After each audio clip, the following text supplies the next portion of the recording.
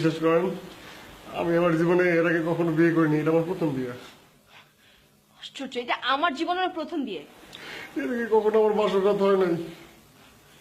এটা আমারও প্রথম বাসর রাত। মানে এর আগে আমি কখনো এরকম একটা আবদ্ধ রুমে কোনো মেয়ের সাথে কখনো এরকম ভাবে করিনি, সময় কাটাই নাই।